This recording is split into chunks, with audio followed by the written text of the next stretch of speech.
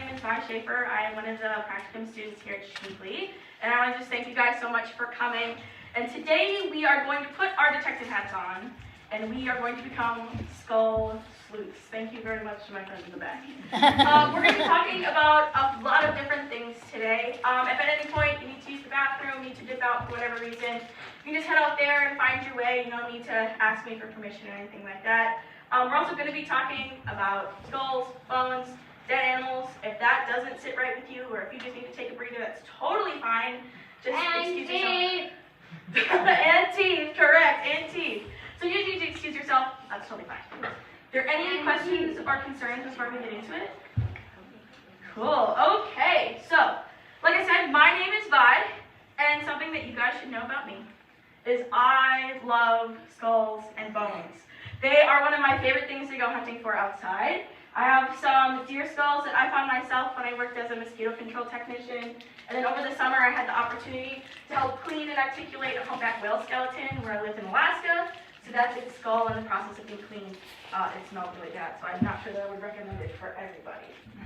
But skulls and bones are really, really unique because they sort of serve as the storytellers that can tell us a lot about an environment, whether that be its sort of current health and conditions, what the land might have been used for, and it also just helps us get an understanding of the makeup of the animals that are in our area.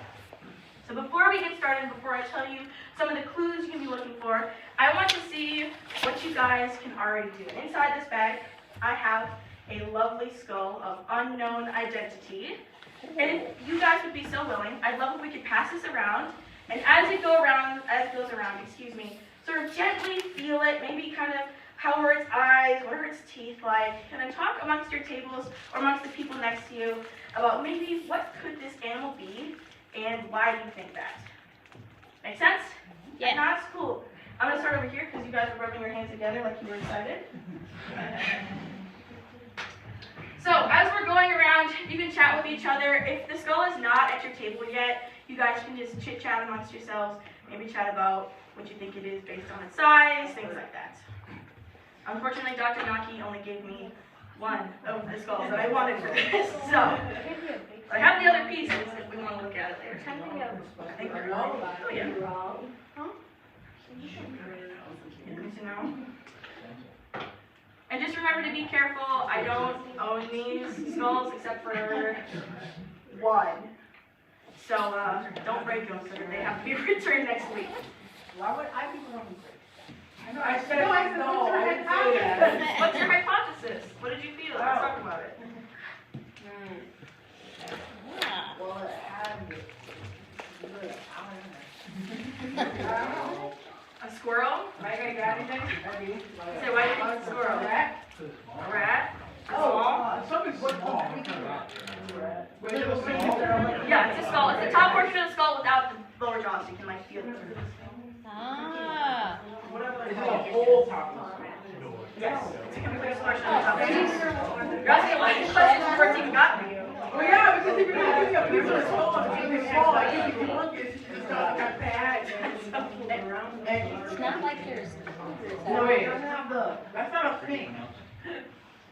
A skull's supposed to like hold the size of the animal. Like it's kind of not supposed to be small. The body's big. It can, Yeah. but not necessarily. That's not like the same size as my head. I got it. A fox? Maybe. Why do you think so? Because you said it had canine teeth. A canine teeth? Oh, good point. That's a good point. I wonder what the other tables think. Do you want to pass it around to the next folks?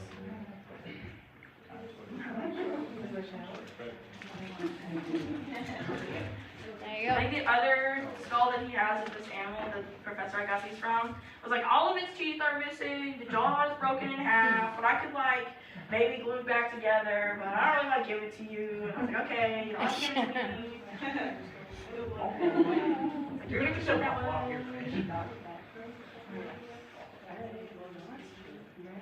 Sorry, one person in this room should know what it is. I think you were there during my dress rehearsal, Sarah. So. No, I wasn't. Oh, never mind. Yes. Shoddy. All right. While we're passing that around, though, we are are going to start talking about a few of the sort of things we can start looking at. I know that a few of us haven't gotten a chance to touch it, but I do want to keep moving along. So as it goes around, you can be looking for these things that I point out. Maybe by the end we can have our hypothesis. So the first thing we're going to be talking about is teeth, because the teeth and the bones within the skull can serve as important clues that help us identify what this animal is. So up on the board, I have a skull of a coyote, so a local animal that's found here in Schneekly. And what do we notice about the teeth on here? Yes? Well, there's a lot of them that kind of look like mountains.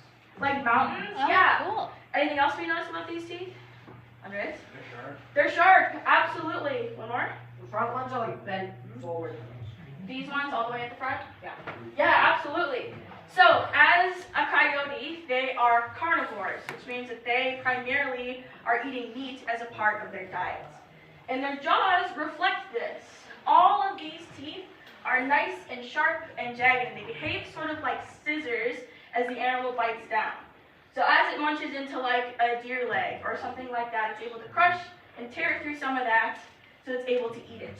In the front here, I like that you pointed out, these are incisors, which are sort of snipping teeth. Has anybody eaten a carrot and they like bite right in the front? They kind of behave as a really precise tweezers to kind of lock things in and pull them away.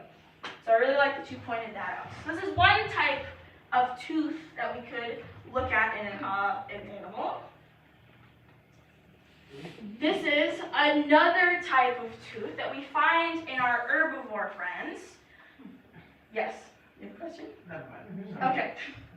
And we can tell that this is an herbivore based on these super various ridges throughout. This is the jawbone of a white-tailed deer. What do white-tailed deer normally like to eat? Anybody know? Vegetables and stuff. Vegetables? How about in the back there? Me? Yes. Grass. Grass? Did you have another idea in the green jacket? No? Amy? Corn, absolutely, up here in the front. Like little shrubs. Little shrubs, right? Dense vegetation is their preferred thing to munch on.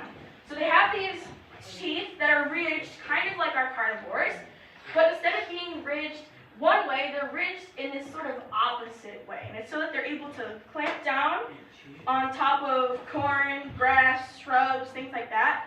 And they grind their teeth like this to turn it into a paste. Their stomachs aren't designed for like big chunks of things. They have to grind it down a lot so that they're able to digest it and get the energy from it. Kind of reminds me of mushrooms. Kind of reminds you of mushrooms? Oh, Yeah, okay. Yeah, you know what? I see that. I see that. Do you guys see like turkey tail mushrooms out about for this time of year? Look like the back of a turkey. Or like colors. You should Google it sometime. It's pretty. Doesn't a deer like chews food, eats it, chews the food that was in the body, and chews it and puts it back in like a cow? Not quite. They do have a special stomach, but they don't regurgitate like their cud like a cow does. They're not topographic either, right? Seen our student in our presence. Yeah, it's fine. And then the last type of tooth is for our friends that are omnivores. What does it mean to be an omnivore? Yes. You eat both meat and herbs, and like you eat the stuff that a carnivore would eat, and you eat the stuff that an herbivore would eat. Absolutely. So meat and plants. Yeah, you have a varied diet. So the teeth also reflect the fact that these animals eat a varied diet. This is a black bear, sort of the underneath of the black bear skull. Then this is a chimpanzee, so we don't have those here, but they seem like a good representation. They have these sort of cutting teeth up in the front, but their back molars, which are way in the back of our jaws, are nice and flat for that grinding motion. So we can tell that this animal eats a lot of different types of food based on the teeth that it has. How is our bag of skull going? Any other thoughts that we want to share with the group? Yes, in the back in the green. It's a possum. A possum. Why do you think it's a possum? I got a possum skull and it looks just like it. Looks just like it? It's a good point. It's a good point. Any other thoughts we want to share? We Okay. can have it, yeah. Let's go ahead and say it's a canid. A canid? What is a canid for the folks in the room that may not know? It's a dog, basically. A dog type animal. Andreas? I would say that. A dog type animal? Yeah, those are all good guesses. We'll find out in just a little bit. I'll do a grand reveal. So, the next thing we're going to talk about is something that is really cool is one of the ways that I use to help identify a bone, and that is eye placement. So, we were to take a human skull. She ripped it apart. It's Oh. fine. It comes across. It's plastic. It's not real. That'd be terrifying if it was. But we have on our beautiful skulls here, we have these eyes that are like this cat. They're front facing. Why do we think that eyes are front facing on animals like humans or maybe wolves and cats? How about in the back with the flower jacket on? Me? Yes. Because you're a predator? Right. Yeah. Did you have another answer? Because they don't need to watch out for as much because, as they said back there, they're the predator. They're the one chasing, so they really need to see forward. Right. But then when you have eyes that are facing outwards, it's more like they're looking out for other stuff. Yeah. Nice. Absolutely. To get them. That's a great description.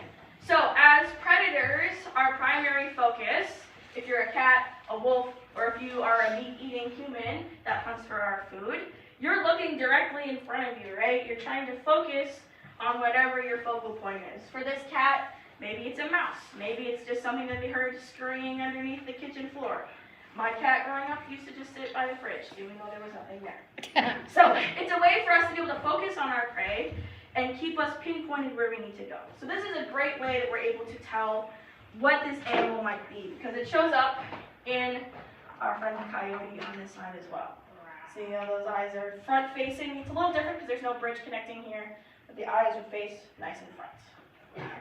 Exactly, rawr.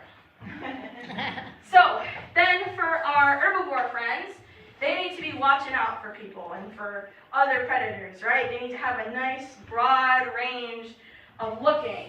So this horse has only a little bit where he's focused right in front of him. The rest of it is this super broad area where one eye is able to look. This is the same for our friends the deer, something like this. Well, it looks like they're kind of front facing. When there's all the muscle and tissue left inside, their eyes actually face out something like this, so pretty similar to our horses. Sound good so far? Cool. So the last clue that we can use to help identify different animals is any sort of unique bones and structures, or just protrusions, that are unique to a certain type of animal. And I think the best representation of this are deer antlers, right? How many of you guys have found either a skull with deer antlers or antlers just out and about? Yeah, lots of people, right? It's a super common thing that we find in this part of the state. It's a really easy way to be able to tell what this animal could be. Obviously, it looks a little different from the female white-tailed deer, but it's a really good indicator of what we're looking at. Show. Don't stay there. So we have our clues.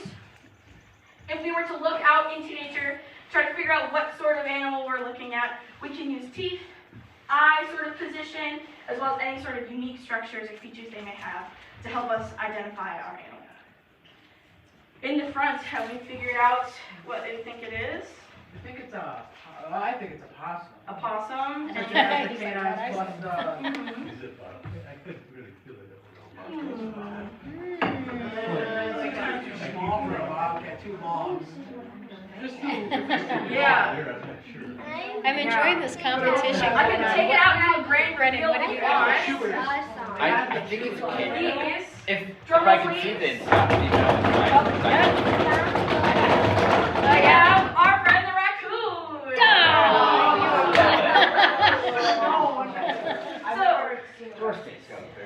I know, they're kind I of didn't have to interesting finds. differentiate I only those found little maybe last one or Friday. two in my time playing outside. But what were some of the sort of things that you were looking at? Were you guys looking at eye placement? Yeah. Yeah, I saw that a little bit. So for the coon, it's the bigger nose, the lacking of the sagittal crest. Exactly. Oh. We're not going to talk too much about the sagittal crest because that goes a little too in depth with what time I've got. But this is, if we're taking a look at Clearly an things that we expert talked crowd about here. earlier, this guy has sort of front-facing eyes, if you can tell. So this animal may go for something living. But underneath, it has the teeth of an omnivore, right? So like humans, we've got some sharper cutting teeth, but grinding teeth all the way in the back. Raccoons are omnivore. They like to eat little scraps. We often associate them with garbage, but they actually have a pretty wide variety of a diet. Berries. They love berries. There was this really big raccoon where I lived over the summer that like to eat from the berry bushes in the front. Nice. So, using those clues, we're able to sort of inform some decisions or sort of paint a picture of what's going on in an ecosystem in the present day. So, can you guys think of any sort of ways that if you found some sort of animal, what it could tell you about what's going on in the ecosystem? I didn't phrase that super well, but I'm curious. Well, if you find an animal skull, it's kind of like how you have soil sediments, where the soil sediments are like, they're soil sediments. Right. So you're looking at you can look at the soil that might be stuck in the skull, or you can look at how the skull is structured. Like if it's a fossil, it's actually just a rock. Mhm. So it's not actually bone, but you can look at how that was structured to see how the environment of ancient past would have been. That's a good answer. That's a really good answer. Did you have an idea? Over here? Yeah, two is first. Go ahead, Andres. Okay. Maybe it could be like kind of like telling if you see more than like one bone of like a deer per se in a specific area, Mhm. you can tell that like something happened there, or maybe like the population may be going down in some Mhm. way. Yeah, absolutely. That's a great answer. So with like bighorn sheep, dull sheep, and thinhorn sheep, so Mhm. you get annual growth rings, Mhm. you can determine the harshness of the climate and the weather of Mhm. given years based on how much growth they're going to show Yeah. on the sheep. Absolutely. There are animals that their bones can tell us a lot about their life when they were living. So like growth plates, growth rings, all sorts of all sorts of stuff like that. Develops based on different environmental conditions, whether it be the food that they're eating or the sort of weather that's going on. But also it can tell us a lot about what sort of animals make up an area. Specifically, did you have another question or example? So, what do growth rings look like? Have you ever cut open or like seen a tree that was cut? Yeah, so it's like a tree. Okay, that's Yeah. what I'm talking. They grow in continuous rings over and over and over. If you cut it the right way, you can see all those layers growing. Yeah. It's cool stuff. But the presence or lack of presence of certain animals can tell us a lot about what's going on in an environment. If we see that there are a ton of deer dying, we might consider, is it hunting? Is there CWD going around? Is there something else happening? What's CWD? Chronic wasting disease? I don't know what that is. That's okay. It's like a disease that affects some deer. Okay. I can explain it to you later. Just because I don't know how to explain it really quickly. But also the lack of certain animals in an area can tell us things. There are types of animals called keystone species or indicator species. Those are really big words. But has anybody heard of these before? Nodding. Does anybody in the back want to tell me what a keystone or indicator species is? Alright. Well, now I'm shy. I know you know these. We've talked about it before. Okay, an indicator species is a species where it needs really specific conditions for the environment that it lives in. Maybe it's a species where it just can't handle any pollution. So if it's polluted at all, it will die or leave the area. So if you find that in a certain area, that usually tells you that there was very low pollution there.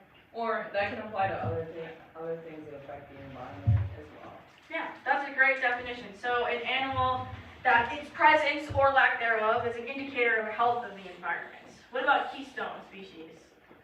Do you want to give this out? Yeah, I'll give it a half this. So keystone species are typically your top predators that like wolves, or they could be environmental engineers like beavers. Mm-hmm. So if they leave an environment, the environment doesn't do so well.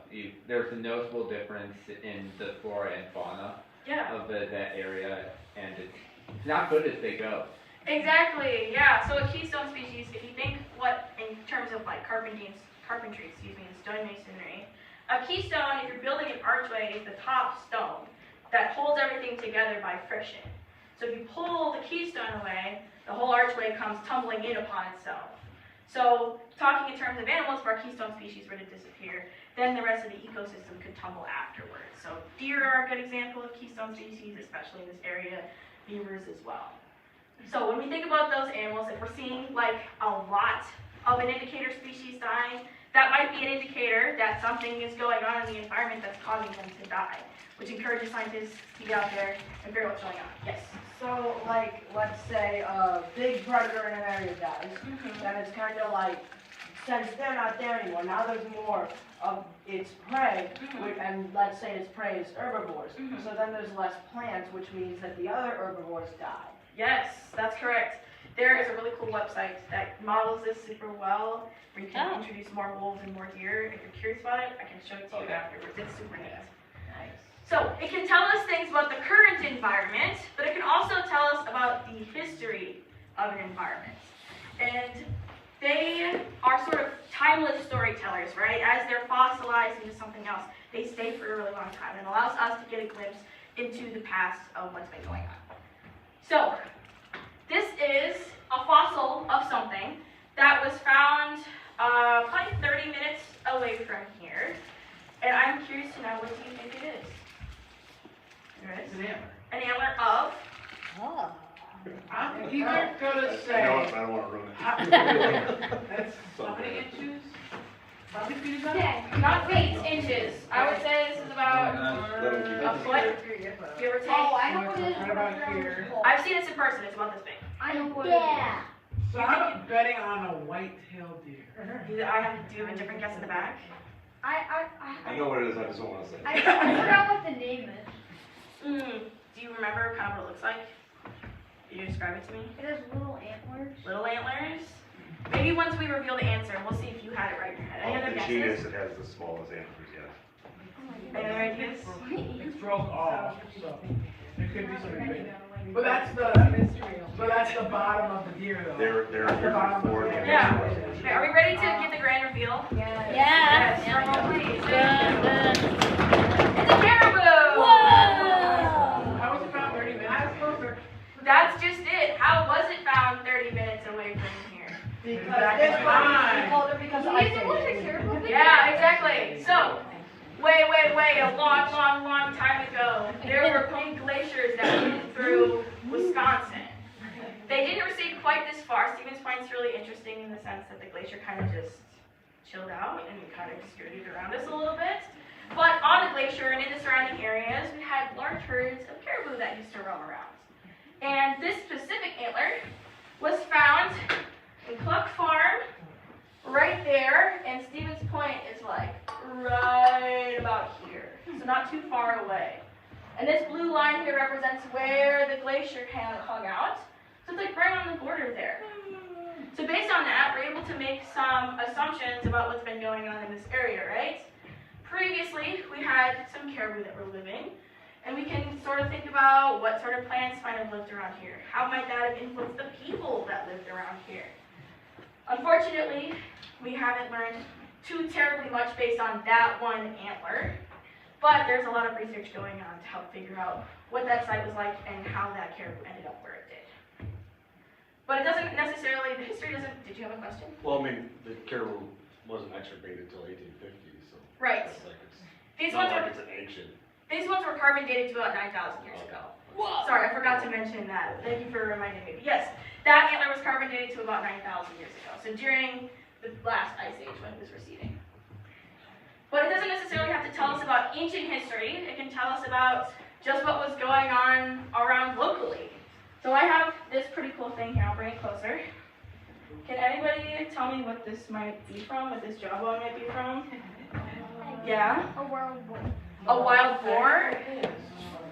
Did you have another guess on yours? It's a domesticated pig. Good guess. It is a domestic pig. So, wild boars and domestic pigs have pretty similar structures in their jaw. So that's a really good guess. What gave it away that it might have been a pig or a boar? The teeth, the tusks up in the front here? Absolutely. So this is the jaw of a domestic pig that was found right here in Schmeeckley Reserve. It turned up one day and we were able to bring it into our collection for teaching. But based on our knowledge of Schmeeckley Reserve, it was kind of a screwball. We weren't quite expecting it. Because at least to my knowledge, this area was a dairy farm at one point in time. If you ever want to look up some interesting historical articles, the guy that ran the dairy farm was unfortunately killed by one of his bulls, and the newspaper clipping is still available, and it was kind of a shock to read. But we're able to tell that at some point in time, the farmers here raised pigs, and it helps us identify some more about what's going on and how we can manage this land better. Cool. Any questions so far? So, I hope you guys are ready to do an arts and crafts activity. Yeah. Oh yeah! I love art. So, what's that? We're not cutting. We're simply coloring. So, before we move on, but we talked about kind of a lot today. Let me go through just a blank slide. We talked about a lot today, right? We talked about sort of what sort of clues we can use to help determine what an animal is, using their teeth, their eye placements, as well as any sort of unique structures they may have. And we also talked about how the presence of bones and skulls, or the lack thereof, can help us inform decisions about what the land is going through right now and what it may have been going through in the past. So these bones serve as wonderful storybooks that stay around for a long time, and they're always giving us clues. So I encourage you guys to step outside into nature, find some bones and skulls, and put your detective hats on so you guys can crack the case on what you're looking at. Don't touch it, you know where at. Exactly. Did you say don't touch it? Exactly. Don't touch it. You don't know where it's been. But that's all I have for you guys today. Thank you so much for joining us. If you liked this program or are interested in any other programs, you can check out the flyer to talk to me, Eli, or Sarah in the back.